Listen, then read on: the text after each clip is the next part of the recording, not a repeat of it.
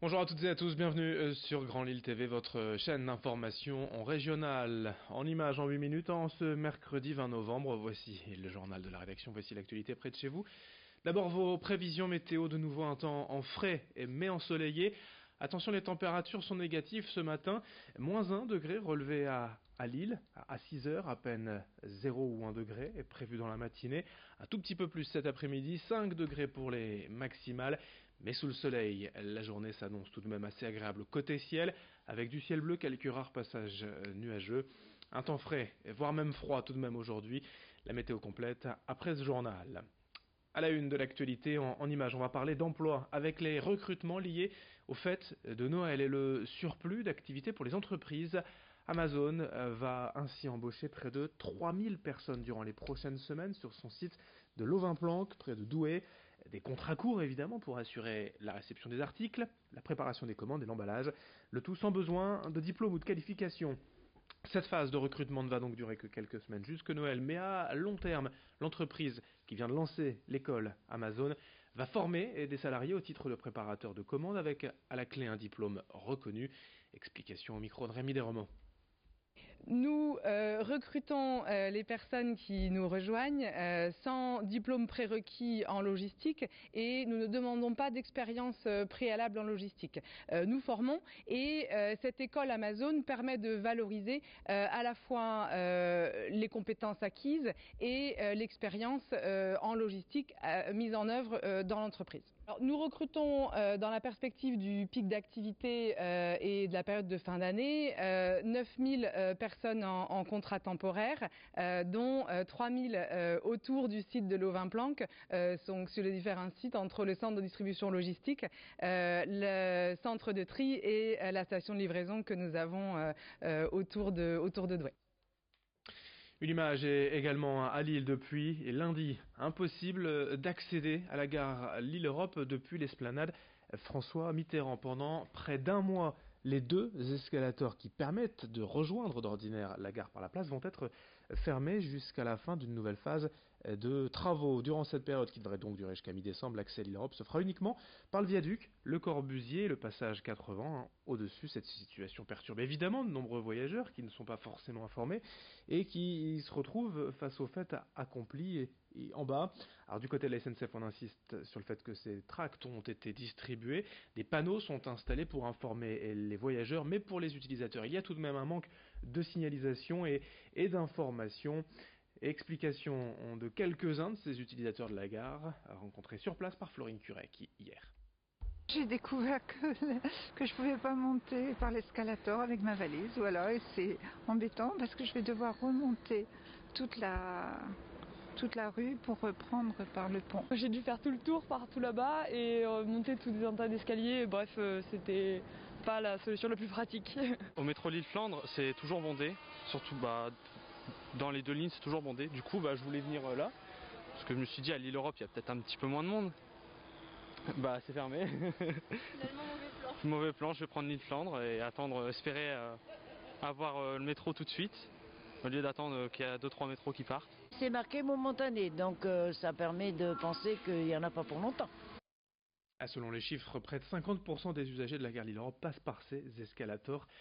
Voyez donc l'information ne pas passer par le bas et par ces escalators fermés jusqu'à mi-décembre. Prévoyez surtout quelques minutes supplémentaires si vous devez aller prendre le train. À Lille toujours, alors que le froid revient, plusieurs centaines de locataires de la résidence Trévis dans le quartier de Moulins ont été privés de chauffage durant plusieurs jours depuis fin octobre à cause de pannes à répétition du système général. En réponse, LMH est intervenu la semaine dernière pour changer un tronçon de canalisation, mais le diagnostic a établi la nécessité de réparations beaucoup plus importantes. Le bailleur avait prévu de changer le réseau de chauffage en 2023, mais ça devrait être fait l'an prochain, nous a assuré LMH. En attendant, les 842 locataires de la résidence ont donc dû vivre durant plusieurs semaines sans chauffage et sans information de la part de leur bailleur, dénonce l'une de ses habitantes fatiguée des conditions de vie dans cette résidence. On l'écoute au micro de Rémi Desromans. Alors ce que je pense de ces changements 2020, moi honnêtement, personnellement j'ai l'espoir de ne plus être là pour les voir, puisque si nous n'avons même pas une note d'intention ou une note de communiqué dans la souffrance dans laquelle nous vivons et qui reste scandaleuse. Vous avez des coupures d'eau chaude très régulières qui datent déjà depuis début septembre. Puis lorsqu'est arrivé, puisque nous sommes en chauffage collectif, le temps où il fallait à ce moment-là mettre la chaudière centrale en route, il s'est avéré qu'apparemment il y a eu des énormes soucis, de grands soucis. Je n'ai aucun espoir à ces changements de 2020, même s'ils sont annoncés. 2020, je ne vois pas d'horizon. Je ne vois pas d'avenir. Il n'y en a aucun. De son côté, LMH assure tout mettre en œuvre pour répondre au plus vite aux besoins des locataires, assure que les travaux seront faits en avance donc l'an prochain pour changer l'intégralité du réseau de chauffage. Explication d'un responsable de LMH par téléphone. Aujourd'hui, il y a eu des contrôles de température qui ont été réalisés ce matin encore. On a des relevés de température qui se situent entre 19,5 et 20,5. Donc les logements sont aujourd'hui chauffés convenablement. Pour combattre un petit peu la perte de température liée à l'inertie du bâtiment, on a même laissé le chauffage fonctionner 24 heures sur 24 à cette température-là. Donc pour combattre un petit peu la chute des températures que les logements avaient pu rencontrer cette semaine du fait de cette défaillance. Et puis pour finir, toujours au chapitre économique, comment en préambule de ce journal, après que la première édition de l'opération s'est ouverte hier à Roubaix, la MIE, Maison de l'Initiative et de l'Emploi, a convaincu 13 entreprises d'ouvrir leurs portes pour faire découvrir leur métier. Exemple ici avec Adar, Flandre, Métropole, société spécialisée dans les services à la personne. Toute la journée au sein d'un appartement pédagogique reconstitué. Les candidats à l'emploi ont assisté à des démonstrations pour comprendre parfaitement les missions d'un auxiliaire de vie. Ils ont ainsi pu échanger avec les recruteurs et les salariés de ces entreprises en tension. 200 personnes ont participé hier à cette première édition. On s'est ouvert, appelé à se renouveler. Explication complémentaire recueillie par Edil Gunay.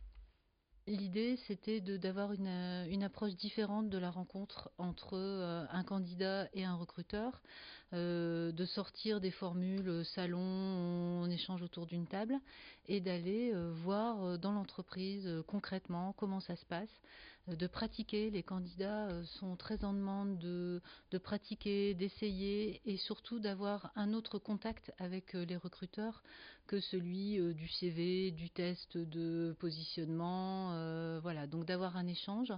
Les candidats sont en attente de reconnaissance, comme tout le monde, d'un contact un peu privilégié avec leur personnalité et tous leurs points forts. Et puis un mot de sport rapidement en volleyball en Ligue A. 6e victoire en 8 matchs hier pour le TLM Tourcoing. À Nantes-Rezé, victoire 3-7-2 des volleyeurs nordistes. Les Tourquenois sont 3e du classement. Et ils recevront 7 ce vendredi soir à domicile, on en reparlera. Merci de votre fidélité sur Grand Lille TV. L'info continue dans un instant.